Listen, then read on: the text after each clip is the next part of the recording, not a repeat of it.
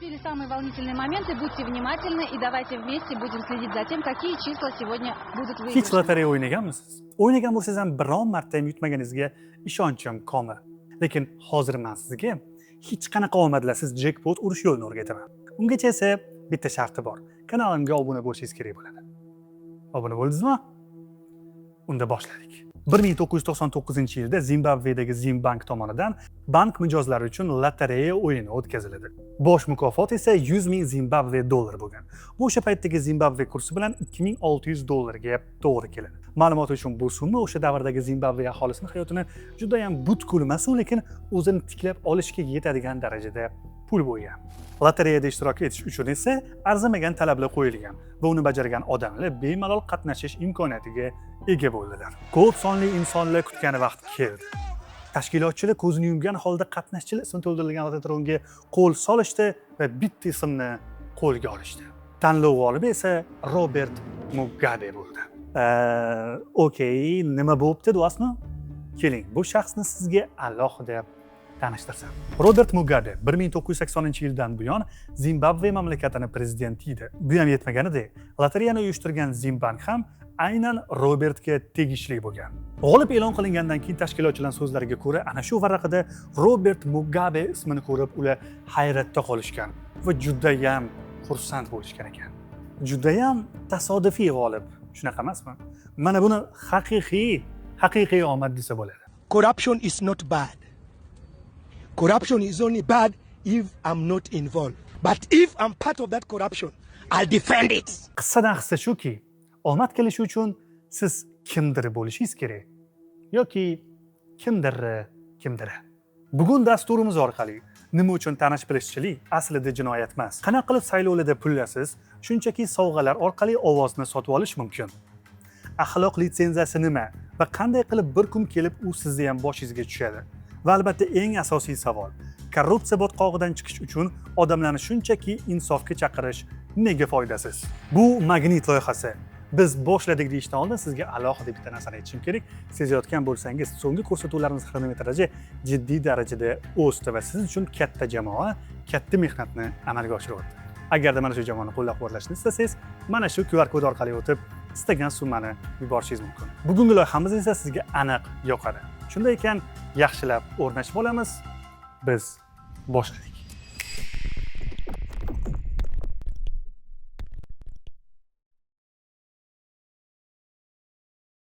Bilasizmi, biz har kuni ishlatadigan bitta narsa bor. Uni nomi dollar va biz uni mana bu belgi ostida juda ham yaxshi taniymiz. Lekin hozir men sizga bitta fakt aytaman, hayron qolishingiz aniq. Gap shundaki, bu belgilarni Amerika Qo'shma Shtatlariga hech qanaqa aloqasi yo'q. Gap shundaki, 18-asrda Amerika qit'asida ispanlarning peso pul birligi eng ishonchli va keng tarqalgan valyuta edi. Ammo savdogarlar eringan holatda mana shu peso so'zini P va S harflari bilan shunchaki yozib qo'yishgan.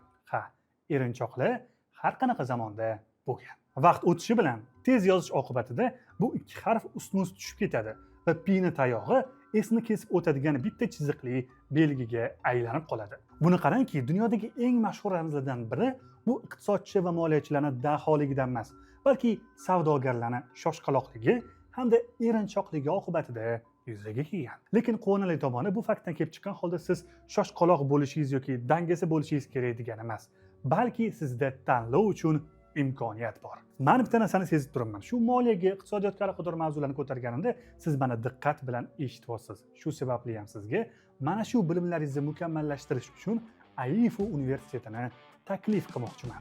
AIFU matematika, tarix va iqtisodiyot fanlariga ixtisoslashgan xalqaro universitet hisoblanadi. Aytgancha, O'zbekistonda 1 yil o'qib, keyin esa Xitoyda 3 yil tahsil olgan holatda xalqaro diplom olishga qanaqa qaraysiz? Albatta yaxshi. Unda AIFUga marhamat. AQSh, Turkiya, Xitoy, Malayziya kabi davlatlarda malaka oshirib qaytishga qanaqa qaraysiz? Albatta yaxshi. Unda AIFUga marhamat. Aytgancha, universitetda grant asosida o'qish uchun ham, kontrakt asosida o'qish uchun ham joylar yetarlicha. Ammo bemalol emas. Videoni boshida shoshilmang degandim-ku. Shoshiling. To'g'ri so'rasam shoshiling. Mana shu havola orqali o'tib, o'zingizga kerakli bo'lgan hamma ma'lumotlarni olishingiz mumkin. Foydalanamiz. Hammaga salom. Bu Abdullajon. Klassik o'zbekcha pora kelishuvi qanaqa ishlashini bilasizmi? 1971-yilda Denis Regan ismli olim o'zaro kelishuv tamoyilini o'rganish uchun antiqa bitta eksperiment o'tkazadi. Tajriba davomida Jo ismli notanish kimsadan ichimlikni sovg'a tariqasida olgan ishtirokchilar undan hech qanaqa sovg'a olmagan ishtirokchilarga qaraganda 2 karra ko'proq lotereya chiptalarini sotib olishadi. Jo esa aqlli ish qilib chiptalarni sotayotganda qo'shimcha sovg'a haqida umuman hech narsa demagan. E'tiborli tomoni shundaki, Joni yoqtirmagan insonlar ham yoqtirganlar singari ko'proq chipta sotib olishgan. Buni sababi esa ular o'z vaqtida sovg'a olib qo'yishgan edi. Ya'ni yeb qo'yishgan. Minnatdorchilik hissi har doim yoqtirish hissidan ustun keladi. Siz bilan bizga boshqalar tomonidan qilingan yaxshilikka javob qaytarishga moyilmiz. Shunchaki bizga kimdir yaxshi gapirganini eslang, xuddi shundan ham kuchliroq qilib unga javob qaytargimiz keladi. Tamom. Endi esa ko'rsatuvning eng asosiy savollaridan bittasi. Amaldorlar ham mana shu uslubdan foydalanib bir-birini manipulyatsiya qilishi mumkinmi? Javob esa albatta ha. 2013-yilgacha Xitoy dunyoda konyak iste'moli bo'yicha 2-o'rinda turardi. Ayniqsa premium toifadagi konyak ishlab chiqaruvchilar uchun Xitoy eng muhim va oltin bozor hisoblangan. Biroq 2013-yildan boshlab konyak sotuvi keskin kamayib ketdi va bu inqiroz faqat 2016-yilga kelibgina to'xtadi. Katta savdo kompaniyalari buni ustida ishlab, nima uchun savdo pasayib ketganini analitika qilishdi. Qizig'i shundaki, tadqiqotlar Xitoyda alkogol iste'moli umuman kamaymagani, balki har yildan yilga o'sganini ko'rsatdi. Okey, unda muammo nima deydi? 2013-yilda Xitoyda korrupsiyaga va dabdabaga qarshi keskin kurash boshlanadi. Ungacha bo'lgan davrda bir shishasi minglab dollarga baholanadigan premium konyaklar Xitoyda ichish uchun emas, asosan amaldorlarga tilyog'lamalik va sovg'a sifatida sotilgan edi. Korrupsiyaga qarshi o'tkazilgan ana shu katta tozalash esa bu zanjirni uzib qo'ygan. Agarda korrupsiya deganda siz ko'z oldingizga faqatgina shu konvertdagi pul yoki chemadan ichidagi dollarlar hayolingizga keladigan bo'lsa, adashasiz. Ko'rsatuv davomida sizning fikringizni aniq o'zgartira olaman. Muhim bitta ishini bitirish uchun amaldor oldiga olib kiriladigan $1000 konyak ham korrupsiyaning bitta turi hisoblanadi. Xitoy hukumati bu narsani birdaniga tushunib yetdi, konyak ishlab chiqaruvchilar esa bu narsadan zarar ko'rdi. Xo'sh, bu O'zbekistonda qanaqa ishlaydi? Shifokorga borasiz, sizning navbatingiz 2 haftadan keyin, lekin konvert bilan boradigan bo'lsangiz, ertaga qabuldasiz. Lekin tanishingiz bo'lsa-chi? Juda ham ko'pchiligimiz tanish bilish tizimini korrupsiyani bir juda ham chuqur bitta illatlardan bittasi sifatida qaraymiz. Lekin o'zimizga qolganda nimadir ishni bitirish uchun u bugungi shartda qo'ng'iroq qilishdan kanda qilmaymiz. Endi bo'lsa tasavvur qiling. Siz g'irt introvert odamsiz, ammo atrofingizdagilar sizning qobiliyatingiz haqida bilishadi va sizga ideal mos keladigan ish chiqib qolsa, darhol qo'ng'iroq qilishadi. Bu taklifga bo'lsa, siz katta ehtimol bilan rozi bo'lasiz, chunki bu lavozimga o'tirib, bu ishni eplay olishingizga sizning ko'zingiz yetadi.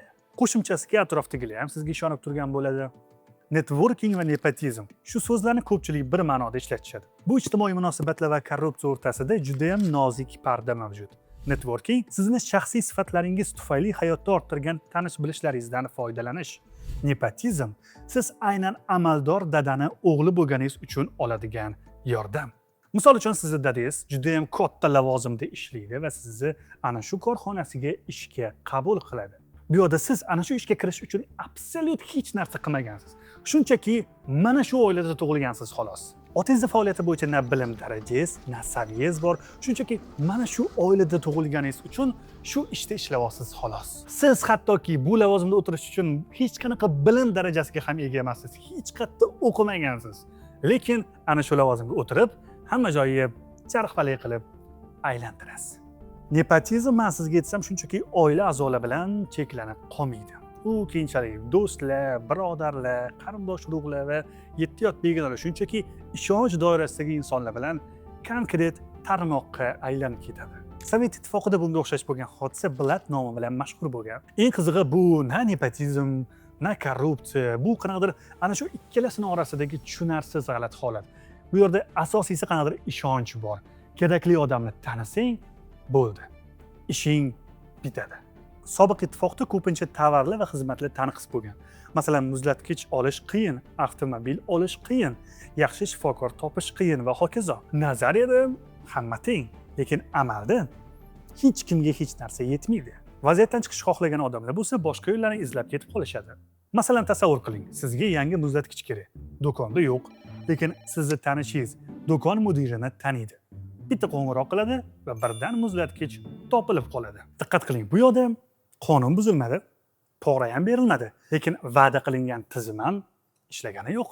Nepotizm biz uchun yangi hodisa emas. Bunga o'xshash bo'lgan holatlarni dunyoning turli nuqtalarida, turli ko'rinishlarda uchratishimiz mumkin. 19-asr oxiridagi New Yorkda uyushtirilgan Tammany Hall siyosiy tashkiloti bunga yaqqol misol bo'la oladi. Mana shuni bitta Google Translate etib yuboringlar. Tammany Hall qanaqa bo'lishini, Tammanymi, ingliz tilini ertaroq Ibrat Academy mobil ilovasi orqali o'rganishni boshlaganimda, balki bunaqa holatga tushmagan bo'lardim. Men qilgan xatoni qilmang. Hoziroq ilovani yuklab oling. 19-asr oxiridagi New Yorkda uyushtirilgan Tammany Hall siyosiy tashkiloti bunga yaqqol misol bo'la oladi. Bu tizimda imkoniyatli insonlarning qobiliyatiga qarab emas, balki mana shu tizimga bo'lgan sadoqati va ularning aloqalariga qarab taqsimlangan. Buning natijasida esa davlat institutlari professional odamlar bilan emas, balki ana shu tizimga sodiq bo'lgan insonlar bilan to'lib ketgan. Bu tashkilot nafaqat lavozim tarqatgan, u butun shaharni boshqargan. Immigrantlar Amerikaga kelganda birinchi murojaat qiladigan joy Tammany Hall edi. Ular sizlarga ish topib berar, muhtojlarga oziq-ovqat tarqatar, hatto politsiya bilan muammo chiqsa hal qilib berardi. Xo'sh, asosiy savol, evaziga nima olishardi? Saylovlarda ovozlar. Bu tizim 70 yil davom etdi. Odamlar uni yoqtirmas edi, lekin unga muhtoj edilar. Mana shu nepotizmning eng xavfli tomoni. U odamlarning ehtiyojini qondirib, ularni qaramlikka solib qo'yadi. Bunaqa tizimda hech kim "Men pora oldim yoki pora berdim" demaydi. Mana aksincha, yordam oldim va menga yordam berishdi deb hisoblaydi. Mana shu nepotizmning eng klassik uslubi hisoblanadi. Odamlar pulni juda ham yaxshi ko'rishganligi sababli unga faqat narsa sotib olishmaydi. U eshikni ochish, odamlarga ta'sir o'tkazish qudratiga ham ega. Aynan shu nuqtada pul oddiy qog'oz bo'lishdan chiqadi. U ta'sir vositasiga aylanadi. Ta'sir vositasi esa tarix davomida insonlarni juda ham ko'plab marotaba vasvasaga tushishiga olib kelgan. Tushunarliroq qilib aytganda, pul bilan hatto hukumatga ta'sir o'tkazish mumkin. Yaxshilab o'rnashib oling, hozir menga isbotlab ketadi. Masalan, bu Abdullajon shakar kompaniyasi unga pul to'laydi. Evaziga esa Abdullajon shakar kompaniyasiga manfaatli qonunlar chiqarish uchun siyosatchilarni ko'ndiradi. O'rtada turadigan bunaqa odamlar lobbichilar deyiladi.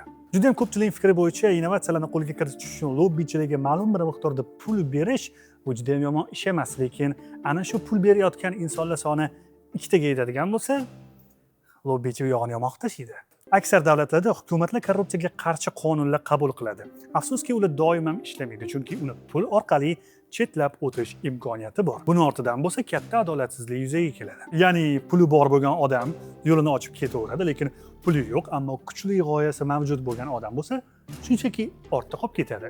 Aniqrog'i bunga majbur bo'ladi. Imtiyozlar hisobiga boyuvchi kompaniyaning mantig'i juda ham qiziqarli. Siz katta yangilik joriy qilayotganingizda, u qo'ng'iroq qiladi. Siz juda ham katta rivojlanish bo'sag'asida turganingizda, u qo'ng'iroq qiladi. Oxir-oqibat haqiqiy mehnat ortidan ko'tarilish kerak bo'lgan kompaniya shunchaki bozorda yo'q bo'lib ketishi ham mumkin. Natijada harakatsiz kompaniya boyiydi. Katta qiymat bermay sifatni tushiradi. Bu esa iqtisodiyot uchun zararli. Chunki endi aqlli odamlar mahsulot yaratishga, sifatni oshirishga emas, balki amaldorlarni ko'ndirish bilan vaqt o'tkazadi. Bu holat juda ham ko'plab davlatlarning rivojlanishini sekinlashtirgan va bu narsa rent seeking deb ataladi. Rent seeking bilan shug'ullanuvchilar mahsulot yaratishdan ko'ra amaldorlarni, qonunlarni o'zlari tomon og'dirishga ko'proq vaqt sarflashadi. Va eng qizig'i, bunga rozi bo'lgan davlat ham aslida hech qanaqasiga boyimaydi. Natijada bozorda eng yaxshi kompaniya emas, hukumatga eng yaqin kompaniya g'alaba qiladi. Bu yerda bitta qiziq nuqta bor. Imtiyozli evaziga boyuvchilar ko'paygan jamiyatda eng aqlli odamlar olim bo'lishga emas, mutaxassis bo'lishga emas, biznes qurishga emas, balki kimni tanisam foydaliroq degan savolni berishni boshlaydi. Xuddi shunga o'xshagan voqea albatta O'zbekistonda ro'y bergan va u Gulnora Karimova nomi bilan chambarchas bog'liq. Uni esa albatta mana shu ekraningizda paydo bo'lgan QR kod orqali o'tib, Telegram sahifamda o'qishingiz mumkin. Obuna bo'lish ham esdan chiqmasin. Biz esa davom etamiz. O'zi korrupsiya 3 ga bo'linadi. Oddiy pora, amaldor $100 ber, hujjatingni tezlashtirib beraman deydi. Bu klassik korrupsiya hisoblanadi. Ikkinchi bosqich esa bu tizimli pora. Ya'ni odamlar pul bersang ishing bitishini sezib qoladi. Bu narsa endi oddiy holat emas, balki haqiqiy tizimga aylanib ketadi. Uchinchi bosqich bo'lsa bu imtiyoz berish. Bu yoqda odamlar hatto pora berishga ham qiziqmay qo'yishadi, balki qonunni o'zlari foydasiga o'zgartirishga ko'proq vaqt sarflashadi. Bu haqida yuqorida aytdim. Va aynan mana shu bosqich eng xavflisi hisoblanadi. Chunki bu odam endi qonunni buzmayapti, balki ana shu mavjud qonunni o'z nomiga moslashtiryapti. Bu imtiyozni ikkinchi nomi ko'rinmaydigan korrupsiya. Oddiy porani hamma ko'radi. Kimdir pul berdi, kimdir esa oldi. Hammasi tushunarli. Aslini olganda imtiyozchi oddiy poraxo'rdan juda ham xavfliroq. Chunki oddiy poraxo'r ma'lum bir miqdorda pulni o'g'irlaydi. Deylik, $100,000. Biz uni qiymatini, miqdorini aniq bilamiz. Endi tasavvur qiling. Bitta kompaniya o'z foydasiga monopol qonun chiqardi. Natijada millionlab odamlar qimmatroq mahsulot sotib oladi. Minglab tadbirkorlar bozorga kira olmaydi. Innovatsiyalar bo'g'iladi. Bu zarar o'nlab yillar davom etishi mumkin. Shuning uchun ham kichik korrupsiya pulni o'g'irlaydi. Imtiyozli esa kelajagini. Aynan shu sababli ham 10 yil oldin yurtimizga kelgan turistlar bizani Uzbekistan sifatida emas, balki Chevroletistan sifatida bilishardi. Eng qizig'i, tizim qurbonlari kambag'allar emas, balki halol odamlar. Tasavvur qiling, ikkita tadbirkor. Birinchisi sifatni oshiryapti, yangi texnologiya olib kiryapti. Ikkinchisi aloqalarni kuchaytirmoqda. Agarda ikkinchisi yutaversa, birinchisi "Men ahmoq ekanman" deb o'ylaydi. Mana shundan keyin bo'lsa, ana shu odam ham tizimga moslashishni boshlaydi. Ya'ni korrupsiya odamlarni qadriyatlarini ham o'zgartiradi. Odatda biz korrupsiyani qo'ldan qo'lga o'tayotgan pul sifatida tasavvur qilamiz. Lekin korrupsiyaning eng xavfli shakli aslida bu emas. Balki butun boshli jamiyat sifat bilan boylik orttirishdan ko'ra imtiyoz izlash foydaliroq degan tushuncha hosil qilgan paytda eng xavfli nuqta boshlanadi. Korrupsiyaning eng dahshatli oqibati o'g'irlangan pullarda emas. O'g'irlangan pulni qaytarish mumkin. Qamalgan amaldorlar o'rniga boshqasini qo'yish mumkin. Lekin adolatga bo'lgan ishonch yo'qolsa, uni tiklash juda ham qiyin. Chunki odamlar asta-sekin qoidalar hammaga bir xil ishlamasligiga ishonib qoladi. O'shanda ular qonunga emas, aloqalarga tayanishni boshlaydi. Bilimga emas, tanish-bilishlarga umid bog'laydi. Natijada korrupsiya alohida jinoyat bo'lishdan chiqib, odatiy yashash usuliga aylanib qoladi. Tadqiqotlarga ko'ra shu narsa aniq bo'ldiki, inson pullarni naqd sanab berayotganida uni miyasidagi jismoniy og'riqqa javob beruvchi qismi faollashar ekan. Qiziq tomoni shundaki, siz to'lovlarni onlayn yoki plastik bilan amalga oshirayotganingizda bo'lsa, bu og'riq signali uzatilmasligi aniqlangan. Ya'ni miyamiz onlayn to'lovlarni amalga oshirayotganimizda pullarni jismonan his qilib ko'rmagani uchun ularni qiymatini hisobga olmaydi va miyaga ko'p pul sarflab olyapsan degan signalni yubormaydi. Buni ortidan bo'lsa boshqa qiziqarli sonlar paydo bo'lgan. Gap shundaki, plastik yaratilgandan avvalgi va keyingi insonlar o'rtasida tadqiqot o'tkazilganda, plastik ishlatishni boshlagan insonlar plastik ishlatmaganlarga qaraganda 18% ga ko'proq pul sarflashni boshlashgan. Bu yoq zo'r bo'ldi-yu. Endi hamma narsani hisob kitobini qilib, daftar, ruchka qilib hisoblab yurmasam bo'lmaydi degan fikr miyangizga keldimi? Shoshilmang o'rtoqlar, chunki siz bilan biz 21-asr ilg'or texnologiyalar davrida yashayapmiz. Bu Karmon AI platformasi. U darhol miyangizga "Oppa, bu endi nima ekan?" degan savol keldimi? O'rnashib oling, hozir tushuntirib beraman. Bu onlayn yon daftarcha emas, balki shaxsiy moliyaviy aqlli yordamchingizdir. Bu platforma sizni ishlab topayotgan hamda sarflayotgan pullaringizni juda katta aniqlik bilan nazorat qilib boradi. Siz bilan biz texnologiyalar davrida yashayapmiz, lekin shu bilan birgalikda juda ham erinchoqmiz. Karmon AI mualliflari bo'lsa bu narsani anglagan holatda siz 2 soat davomida unga yozib buyruq bermasligingiz uchun ovozli xabar orqali buyruq berishni o'rnatib qo'yishgan. Misol uchun hammasi oddiy. Biron bitta xarajat qilganingizdan keyin shunchaki ilovaga kirasiz. Karmon AI avtobus uchun 3000 so'm yozib qo'yib etasiz xolos. Aynan shu yo'l bilan u sizning xarajatlaringizni kunlik, oylik va yillik qilib kategoriyalarga ajratishni boshlaydi. Lekin bitta narsani alohida inobatga oling. Bu ilova orqali sizning pullaringiz ko'payib qolmaydi, lekin u orqali siz pullaringizni aql bilan sarflashni o'rganasiz. Foydalanamiz. Karmon AI reklamani pulini qo'shib qo'y. Tarixga qaraydigan bo'lsangiz, juda ham ko'plab davlatlar resurs yetishmasligidan qulamagan. Ya'ni u yoqda yetarlicha iqtidorli odamlar ham bo'lgan, oltin kon zaxiralari ham bo'lgan. Muammo shundaki, ana shu davlat rivojlanayotgan bir palladan boshlab oddiygina mehnat bilan muvaffaqiyatga erishish juda ham qiyinlashib ketgan. Odamlar asta-sekin yangi narsa yaratishdan ko'ra mavjud tizimdan o'zing uchun joy topish foydaliroq degan xulosaga kelishgan. Ana shu fikr ommalashgan kundan boshlab taraqqiyot sekinlashadi. Jamiyatning kuchli odamlari sifatli mahsulot yaratishga emas, balki qoidalarni o'zi tomonga og'dirishni boshlagan paytda rent seeking start oladi. Rent seeking muvaffaqiyat qozongan paytda esa oligarxat tug'iladi. Ko'pchilik oligarxat deganda juda ham boyib ketgan insonlarni ko'z oldiga keltiradi. Lekin bu noto'g'ri. Masalan, IKEA asoschisi Ingvar Kamprad juda boy, lekin bu avtomatik ravishda oligarx degani emas. Oligarxatning markazida boylik emas, boylik va siyosiy qudratni qo'shilib ketishi turadi. Masalan, oddiy tadbirkor shunchaki pul topadi. Oligarx esa pul topadi, siyosatga aralashadi, qonunlarga aralashadi, raqobatchini taqdiriga aralashadi. O'zi oligarxat qanday paydo bo'ladi? Jarayon taxminan shunday. Birinchi, tadbirkor paydo bo'ladi, imtiyoz oladi, raqobatchilardan tezroq o'sadi, bozorning katta qismini egallaydi, siyosatchilar bilan yaqinlashadi va qonunlarga ta'sir qila boshlaydi va oligarxga aylanadi.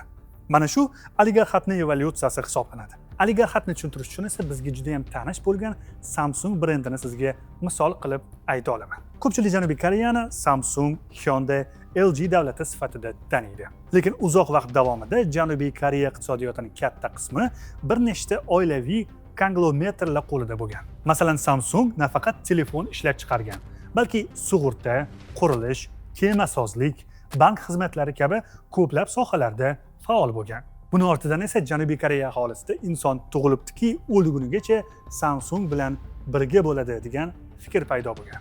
Bu albatta mubolag'a, lekin ma'no tushunarli. Bir nechta oila iqtisodiyotning juda katta qismini nazorat qilgan. Bu to'liq oligarxat emas, balki oligarxatga juda ham yaqin struktura edi. Qiziqarli tomoni shundaki, ana shu chayvonlarning barchasi davlat yo'riqnomasi ostida rivojlangan. Keyinchalik esa davlatni o'ziga ta'sir qilishni boshlagan. Oligarxatning muammosi boylar borligida emas, ular qonunga ta'sir qilishida hisoblanadi. Tasavvur qiling, futbol o'ynab o'tdi. Oddiy boy odam maydonda o'ynaydi. Oligarx esa hakamni tayinlaydi, qoidalarni yozadi, qaysi jamoa o'ynashini hal qiladi. Endi esa sizda savol paydo bo'lishi mumkin. Nega oligarxat o'zini o'zi saqlab qoladi? Gap shundaki, oligarxat boy bo'lgani uchun kuchli emas, balki kuchli bo'lgani uchun boy bo'ladi. Kuchli bo'lish uchun esa boy bo'lish kerak. Bu yopiq aylana. Boylik, siyosiy ta'sir, imtiyoz, yanada ko'proq boylik, yanada ko'proq siyosiy ta'sir. Aylana qayta boshlanadi. Mana shu mexanizm oligarxatni yana ham baquvvat qiladi. Lekin bu boylik bilan yana bir yangi muammo yuzaga keladi. Ayrim sanoatchilar va moliyaviy guruhlar shu darajada kuchli bo'lib ketadiki, ular nafaqat ichki iqtisodiyotga, balki siyosatga ham o'z ta'sirini o'tkazishni boshlaydi. Natijada bo'lsa jamiyatda hokimiyat va boylik bir qo'lda qolib ketishi haqidagi xavotirlar juda ham kuchayib ketadi. Aynan shunaqa xavotirlar bo'lsa, Amerika Qo'shma Shtatlarida monopoliyaga qarshi qonunlar paydo bo'lishiga sabab bo'lgan. Okey, gapingni sal tushunib turibmiz, lekin buni oligarxat bilan qanaqa qilib bog'lab bera olasan degan savol sizning miyangizda paydo bo'lgandir. Tasavvur qiling, avval biznes imtiyoz oladi, keyin katta bo'ladi, keyin siyosatchilar bilan yaqinlashadi, keyin raqobatchilarni siqib chiqaradi, keyin qonunlarga ta'sir qiladi, undan keyin bo'lsa bizneslarni o'sishini qiyinlashtiradi. Bir nechta avlod ulg'aygandan keyin bo'lsa, ana shu biznes va hokimiyat deyarli ajralmas holatga keladi. Mana shu nuqtadan boshlab esa aloqalarga asoslangan kapitalizm asta-sekinlik bilan oligarxatga aylanadi. Kapitalizmning eng asosiy muammosi esa bu boylikda emas, balki ana shu boylik qanaqa yo'l bilan qo'lga kiritilayotganida. Agarda boylik innovatsiya va mehnat orqali topilsa, jamiyat ham boyiydi. Agar boylik aloqalar va imtiyozlar orqali topilsa, jamiyat emas, faqat ma'lum guruhlar boyiydi xolos. Aynan mana shu joyda kapitalizm raqobat tizimidan shunchaki og'aynigarchilik tizimiga aylanib ketadi. Xo'sh, sizda mana bunaqa savol paydo bo'lishi mumkin. Shuncha tizimni yaratib qo'ygan odamlar o'zida qanaqadir aybdorlik hissini tuyishadimi? Bitta narsaga ishonchim komil, nima deb aytsa ham ular o'zligini hech qachon korrupsioner deb hisoblashmaydi. Aksincha, bunaqa odamlar o'zlarini mana shu qilgan mehnatlari, tajribalari, qilgan yaxshi ishlari bilan oqlashga harakat qilishadi. Aynan shu joyda bo'lsa, inson psixologiyasini bitta juda ham qiziq mexanizmi ishga tushadi. Psixologiyada bu holat moral licensing, ya'ni axloqiy litsenziyalash deb ataladi. Turli tillarni o'rganish xohlaysizmi? Bir kunda tushlik uchun qancha pul sarflaysiz? Savolimni eshitib o'zingizni g'alati his qilib, Abdullajon o'zi nima deyapti degan savol miyangizda paydo bo'ldimi? Shoshilmang, gaplarimni mantig'i bor. Birgina tushlik puliga 24 ta xorijiy tilni sodda va kreativ ko'rinishda o'rganish imkoniyatiga egasiz. Men aniq bilaman. Ibrat akademiya orqali turli tillarni o'rgansangiz, menga o'xshab moral licensing deb o'tirmaysiz. Moral licensing. Ilovani yuklab olamiz. Axloqiy litsenziyalash. Tadqiqotlar shuni ko'rsatdiki, odamlar ma'lum bitta yaxshi ish qilishganidan keyingi tanlovlarda o'zlariga ancha erkinlik berishadi. Masalan, avvaliga sog'lom ovqat yegan odam keyinchalik shirinlik yeyishga o'ziga ruxsat beradi. Yoki bitta yaxshilik qilgan odam aroq ichishga. O'nlab yillar davomida qonunga amal qilib, vijdonan ishlagan odam ham o'z vaqti kelganda axloqiy litsenziya ishlab chiqadi. Masalan, men xalq uchun shuncha yaxshi ish qildim, shuncha to'g'ri qarorlar chiqardim. Mana shu bitta ish hal qilib bersam, hech narsa bo'lmaydi deb o'ylaydi u. Qizig'i, ana shu odam o'zini hech qachon korrupsioner deb hisoblamaydi. U aksincha, ana shu shuncha qilgan yaxshi ish uchun kompensatsiya olyapman deb hisoblaydi. Ya'ni ana shu odam avvalgi qilgan yaxshi ishlari hisobidan bitta qilgan yomon ishini oqlashga harakat qiladi. Bu holatda odam ko'pincha o'zini yomon odam deb bilganidan emas, o'zini yaxshi odam deb bilgani uchun ayrim yomon ishlarni qiladi. O'zini yaxshi deb bilgan odam bo'lsa, o'z yomon qilgan ishini allaqachon oqlab bo'lgan bo'ladi. Inson psixologiyasining qiziq tomoni shundaki, u o'zini yomon odam sifatida ko'rishni yoqtirmaydi. Shu sababli ham odam qilgan xatolarini ko'pincha oqlashga harakat qiladi. Men shuncha yaxshilik qildim, bunga haqqim bor, bitta narsada nima ham bo'lardi kabi bahonalar orqali vijdonini tinchlantiradi. Bu narsani to'liq tushunishingiz uchun 1972-yilda Amerika Qo'shma Shtatlarida ro'y bergan bitta voqeani aytib beraman. Richard Nixon 1972-yilda prezidentlik saylovlarida qayta saylanish uchun kurashayotgan edi. Bir guruh odamlar uning raqibi bo'lgan Demokratik partiyani shtab-kvartirasiga yashirincha kirib, hujjatlar olishga, tenglash qurilmalarini o'rnatishga, siyosiy ma'lumot yig'ishga harakat qilishadi. Ammo voqeani tarixga kiritgan narsa o'g'irlik emas, balki uni yashirishga qilingan urinishlar bo'lgan. Dastlab bu oddiy jinoyatdek ko'ringan, lekin unga chuqurroq yondashganida muammo umuman boshqa narsada bo'lib chiqqan. Asosiy muammo Oq uy voqeani yashirishga uringanida edi. Nixon va uning jamoasi biz mamlakat manfaatini himoya qilyapmiz. Biz yutishimiz kerak. Bu katta maqsad uchun qilinayotgan kichik ish kabi fikrlar bilan o'zlarini oqlashgan. Shunaqa. Lekin yuqoridagi ma'lumot va bo'lib o'tgan voqealarni eshitib, bunaqa tushunchalar asosan amaldorlar va boy odamlarga tegishli ekan deb o'ylamang. Chunki axloqiy litsenziyalash sizdan hech qanaqa katta mansab talab qilmaydi. Shunchaki men o'zi yaxshi odamman deyishga o'zi yetarli. Men yillar davomida yaxshi o'qituvchi bo'ldim. Lekin bitta mana shu bolaga pulga baho qo'yib bersam, hech narsa qilmaydi deb o'ylagan o'qituvchi ham o'ziga o'zi axloqiy litsenziya chiqargan bo'ladi. Endi esa asta-sekinlik bilan mana shu tugunni birozgina bo'sh qo'yib, uni yechishga harakat qilib ko'ramiz. Juda ham ko'p sonli insonlar muammo ana shu korrupsioner, yomon odamlarda deb o'ylaydi. Lekin muammo yomon rag'batlarda. Masalan, agar tizimda halol odam yutqizsa, ayyor odam yutsa, odamlar ayyorlashadi. Bu yerda odamlar emas, rag'batlar muhim. Odamlar qoidalarga emas, rag'batlarga javob beradi. Tizim aynan qaysi xatti-harakatni mukofotlayapti? Aynan mana shu savol eng muhimi hisoblanadi. Aytaylik, bitta tashkilotda eng yaxshi ishlagan xodim bilan eng yomon ishlagan odam ham bir xil maosh olsa, bir necha yildan keyin nima bo'ladi? Yaxshi xodimlar sekinlashadi. Chunki tizim yaxshi mehnatni mukofotlamayapti. Masalan, sobiq ittifoqda ko'plab mix zavod direktorlarining maoshi ishlab chiqarilgan mahsulot sifatiga emas, soniga bog'liq bo'lgan. Buning evaziga esa zavod sifatsiz bo'lsa ham ko'p mix ishlab chiqarishga urinardi. Agarda yuqoridan vazn bo'yicha qanaqadir buyruq kelganda, eng og'ir mixlar SSRda ishlab chiqarilgan bo'lardi.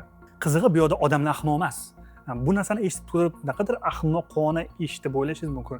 Lekin bu yerda odamlar ahmoq emas, balki tizim shunaqa yo'lga qo'yilgan. Korrupsiyadan xuddi shunaqa ana shu o'z ishini pul orqali, tanish bilishlar orqali ishini bitirayotgan inson qo'lga olinmasa, javob bermasa, lavozimidan bo'shatilmasa, ana shu tizim unga qarata shu yo'nalishda davom et deb signal berayotgan bo'ladi. Masalan, Xitoyda yillar davomida davlat lavozimiga o'tish uchun murakkab imperatorlik imtihonlari bo'lgan. Eng qiziqarli tomoni, ana shu murakkab imtihonlarning tizimi ideal darajada zo'r emas edi. Lekin ana shu ideal bo'lmagan tizim jamiyatga qarata agarda o'qisang ko'tarilasan degan muhim signalni yo'naltirgan. Natijada millionlab odamlar tanish orttirishga emas, bilim olishga harakat qilgan. Mushkul imtihonlar natijasida oddiy dehqon oilasidan chiqqan odam ham katta lavozim egasi bo'lishi mumkin edi. Shunaqa. Agarda tizim ayyorlikni mukofotlasa, ayyorlik ko'payadi. Halollikni, to'g'rilikni mukofotlasa, to'g'ri odamlar ko'payadi. Abdullajon, mana qaraganda, senga bitta savolim bor. Hamma ma'lumotlaringni eshitdim va men atrofimda korrupsiyani yomon ko'radigan odamlar soni juda ham ko'p. Lekin nimaga ularning soni ko'p bo'lsa ham nimaga korrupsiya yo'q bo'lib ketmayapti degan savol sizni ham qiynayaptimi? Hozir tushuntirib beraman. Tasavvur qiling, bir stadionda futbol o'yini bo'lyapti. Hamma o'tirib uni tomosha qilmoqda. Bir kishi o'rnidan tursa, yaxshiroq ko'rinadi. Keyin uning ortidan boshqalar ham turadi. Oxirida butun stadion oyoqda turadi. Natijada hech kim avvalgidan yaxshiroq ko'rmaydi. Faqat hamma noqulay holatda qoladi. Psixologiyada va iqtisodda bu narsani kollektiv harakat muammosi deyishadi. Xo'p, bunaqa qilgan gap bilan nima demoqchisan? Hozir tushuntiraman. Korrupsiya keng tarqalgan davlatni tasavvur qiling. Hamma undan norozi, ammo avtomobil olishga kelganda shu safar deydi-da, bora beradi. Universitetga kirish uchun faqat shu safar deydi-da, bora beradi. Ishga kirishga kelganda ham shunaqa qilmasa bo'lmas ekan deydi-da, o'zi rozi bo'lib bora beradi. Natijada bo'lsa, odamlar o'zi xohlamagan tizimni birgalikda saqlab qoladi. Korrupsiyaning eng dahshatli tomoni ham aynan shunda. U ulkan qora tuynukka o'xshaydi va halol odamlar ham o'ziga tortib ketadi. Sizda esa savol paydo bo'lishi mumkin. Bu tizimni nima qilish kerak? Boshqa davlatlar misolida tushuntirib beraman. 2003-yilda Gruziya postsovet mamlakatlarining eng korrupsiyalashgan davlatlaridan biri edi. Odamlar politsiyachilarni ko'rsa, xavfsizlik his qilmas, aksincha qo'rqishadi. 2004-yilda esa prezident Saakashvili tizimdagi barcha 16 ming politsiyachini shunchaki ishdan bo'shatadi. Ularning o'rniga esa yangi va katta oyliklar bilan odamlar yollanadi. Shu bilan ularga pora olgan odam darhol ishdan bo'shatilishiga signal beriladi. Ma'lum bir vaqtdan o'tgandan keyin bo'lsa, Gruziya postsovet mamlakatlaridagi eng kam korrupsiyalashgan davlat maqomini oladi. Jaydari tilda aytadigan bo'lsa, eski tizimda pora olmaslik och qolishni anglatardi. Yangi tizimda bo'lsa, pora olish hamma narsadan ayrilishni anglatgan. Estoniya davlati bo'lsa, hammadan ko'ra boshqacharoq yo'l tutdi. Agarda mana shu zanjirdan odamlarni olib tashlasak, nima bo'ladi? Javob raqamlashtirishda. Bugun Estoniyada soliq to'lash, biznes ochish, ovoz berish, tibbiy retsept olish barchasi onlayn. Bu nima degani bilasizmi? Pora berishga odam yo'q bo'lsa, siz pora bera olmaysiz. Singapur versiyasini esa o'zingiz menimcha juda ham yaxshi bilasiz va juda ham ko'p joydan eshitgansiz. Kursni tugatgandan keyin bemalol o'tib tomosha qilishingiz mumkin. Xulosa shuki, yuqoridagi davlatlar korrupsiyaga qarshi kurashish uchun yaxshi niyatni o'zi yetarli emasligini tushundi va tizimni o'zgartirishga qaror qildi. Korrupsiyani yo'q qilishning asosiy yo'llaridan biri bu qonunni mustahkamlash. Undan tashqari hayotni rivojlantirish, texnologiya va sifatli xizmatlarni yaratish hisoblanadi. Hech qanaqa insofga chaqirish emas. Va bitta narsani unutmang. Pulni qaytarish mumkin, qonunni o'zgartirish mumkin, amaldorni almashtirish mumkin. Lekin odamlar adolat bor deb ishonishni bas qilgan davlatda ishonchni qaytarish juda ham qiyin bo'ladi. Shu sababli ham korrupsiyaga qarshi kurashish bu nafaqat siyosatchilarning ishi, balki har birimizning kunlik tanlovimiz hisoblanadi.